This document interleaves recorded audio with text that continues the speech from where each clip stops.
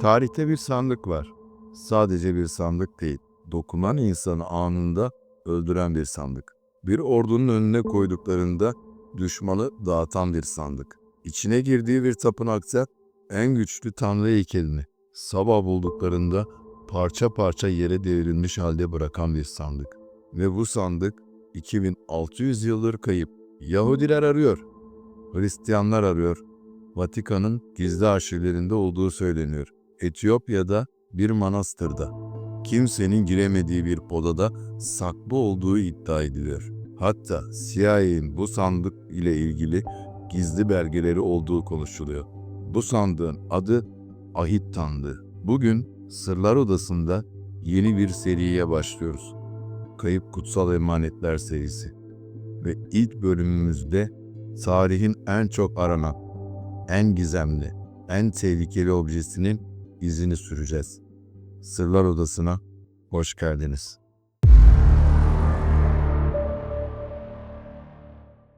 Her şey Sina Dağı'nda başlıyor. Yahudiler Mısır'dan çıkmış, çölün ortasındalar ve Musa Sina Dağı'nın tepesine çıkıyor. 40 gün, 40 gece orada kalıyor. Ve döndüğünde elinde sadece 10 emir tabletleri yok. Elinde çok daha tuhaf bir şey var. Bir kutunun tarifi. Ve bu tarif sıradan değil. Tanrı'nın kendisi kutunun her milimetresini, her detayını anlatıyor. Akasya ağacından yapılacak. İçi ve dışı saf altınla kaplanacak. Dört köşesine altın halkalar takılacak. Bu halkalara akasya ağacından altın kaplı kollar geçirilecek. Çünkü bu kutuya kimse elle dokunamayacak. Ve kapağın üzerine 2 melek heykeli konulacak. Kanatları açık, birbirine bakan. Şimdi durun ve düşünün. Niye bu kadar detay? Niye bir tanrı bir kutunun milimetrik ölçülerini bu kadar titizlikle anlatsın? Çünkü bu sıradan bir sandık değil. Tevrat'a göre bu sandık Tanrı'nın yeryüzündeki doğrudan temas noktasıydı.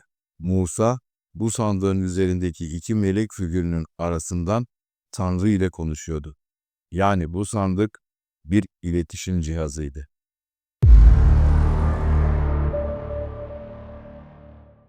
Şimdi gelelim bu hikayenin en ürkütücü kısmına. Eski metinlerde anlatılanlara göre Ahit sandığına dokunan insanlar öldü. Tarihe geçen bir olay var. Sandık bir arabayla taşınırken öküzler sendeliyor ve Uzza adında bir adam içgüdüsel olarak elini uzatıp sandığı tutuyor, düşmesin diye. Ve orada sandığın yanında anında ölüyor. Düşünün, iyi niyetle sandığı korumak için dokunan bir adam aniden can veriyor. Bu olay yüzyıllardır araştırmacıları çok düşündürdü. Bazı modern araştırmacılar bu hikayeye çok ilginç bir teoriyle yaklaşıyor. Acaba sandığın içinde dönemin insanların hiç bilmediği bir enerji kaynağı mı vardı? Sandık her zaman tahta kollarla taşınıyordu. Asla doğrudan elle değil. Tahta elektriği iletmez. Yani belki de sandık kazara dokunan kişiye adeta elektrik çarpmış gibi öldürüyordu. Bu bilimsel bir kanıt değil ama düşündürücü. Çünkü antik insanlar elektriği bilmiyordu. Ama dokunma öldürür diye uyarıyorlardı. Tıpkı bugün bir elektrik panosuna yaklaşırken hissettiğimiz tedirginlik gibi. Tesadüf mü? Yoksa kayıp bir teknolojinin izi mi? Şimdi size sandığın gücünü kanıtlayan eski ayetin en sarsıcı sahnelerinden birini anlatacağım. Filistinliler İsraillilerle yaptıkları bir savaşta sandığı ele geçiriyor. Büyük bir zafer kazandıklarını düşünüyorlar.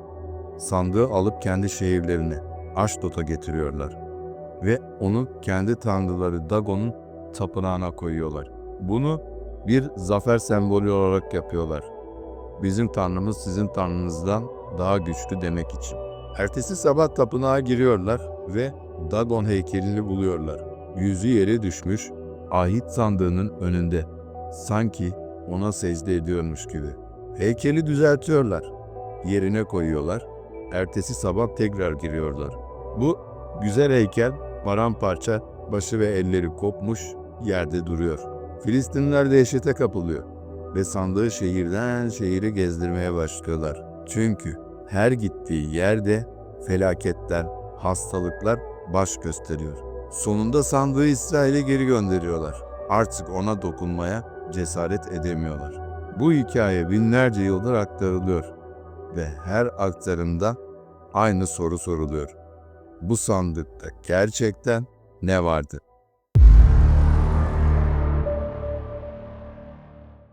Sandık önce çölde, sonra Davul'un sarayında saklandı ve sonunda Süleyman muhteşem bir mabet inşa ettirdi.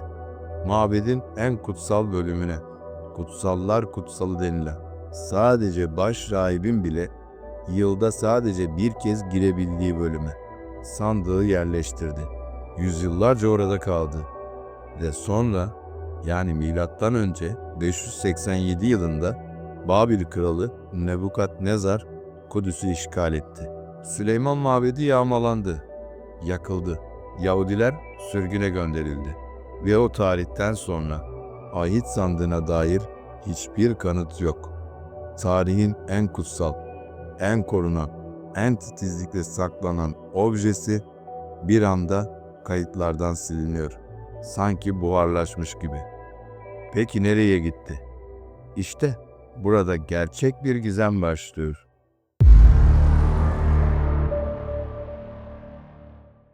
Şimdi size bu sandıkla ilgili inanılmaz bir efsane de anlatacağım.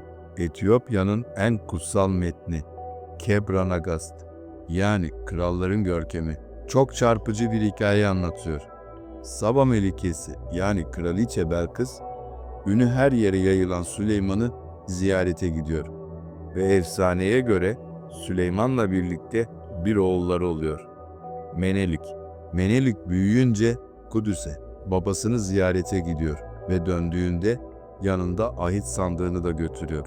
Bazı rivayetlere göre Süleyman ona izin veriyor.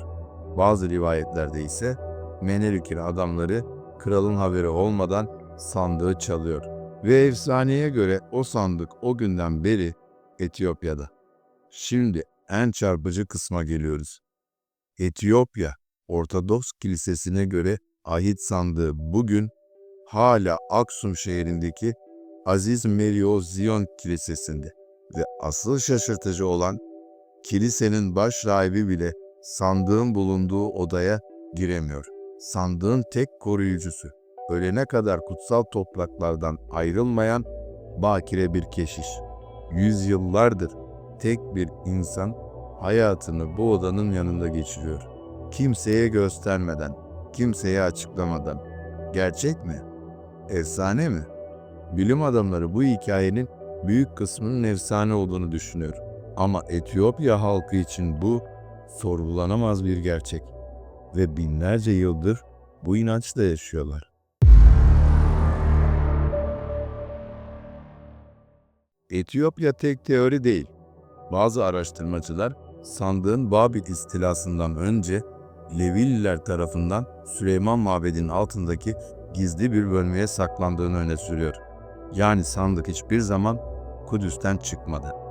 Toprağın altında, kimsenin bulamadığı bir yerde. Hala bekliyor.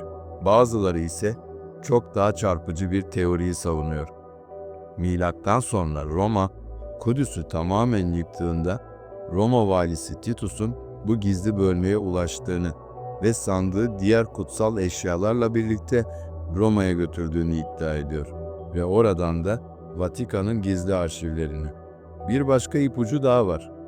Ölü Deniz yakınlarında bulunan Qumran parşömenleri. Bakır parşömen denen gizemli bir belge var. Bu parşömende altın ve gümüşün saklandığı 64 farklı yer şifreli bir dille listeleniyor.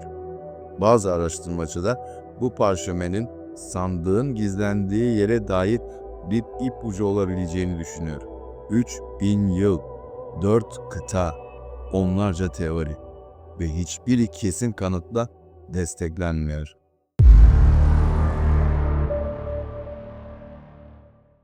Bu arayış hala bitmedi. Haçlı seferleri döneminin izini süren tapınak şövalyelerinin Kudüs'teki Tapınak Dağı'nda gizli kazılar yaptığı biliniyor. Bazı tarihçiler şövalyeleri kuruluş amacının bile kısmen bu sandığı bulmak olduğunu öne sürüyor. İslam geleneğinde de ilginç bir inanç var. Sandığın ahir zamanda Hz. Mehdi tarafından bulunacağına dair rivayetler mevcut.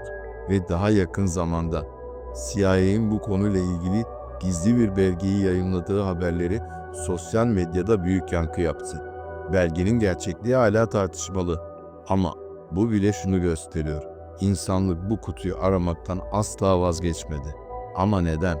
Çünkü herkes biliyor ki eğer bu sandık bir gün bulunursa bu sadece arkeolojik bir keşif olmayacak. Yahudilik, Hristiyanlık ve İslam için aynı anda inanılmaz bir dini ve siyasi öneme sahip olacak. Şimdi bir düşünelim. Bir sandık var. Tanrı'nın kendi elleriyle tarif etti. Dokunanı öldüren, düşman tanrılarını deviren ve 2600 yıldır kayıp olan. Etiyopya diyor, bizde. Bazı teoriler diyor ki Kudüs'ün altında. Bazıları diyor ki Vatikan'da. Ve belki de gerçek şu. Bu sandık hiçbir zaman sadece bir kutu değildi. O insanlığın Tanrı'yla temas etme arzusunun somut bir simgesiydi. Belki sandık fiziksel olarak hala bir yerde duruyor. Tozun içinde, kimsenin bulamadığı bir mağarada. Belki de zaten yok oldu. Yangında, savaşta, zamanın acımasızlığında. Ama bir şey kesin, insanlık bu sandığı aramaktan asla vazgeçmedi. Çünkü o sandık sadece altın ve ahşap değildi. O, Tanrı ile aramızdaki son somut bağlantıydı. Bu video, Kayıp Kutsal Emanetler serimizin ilk bölümüydü. Bir sonraki bölümde başka bir efsanevi objenin izini süreceğiz. Videoyu beğendiysen abone olmayı ve zili açmayı unutma.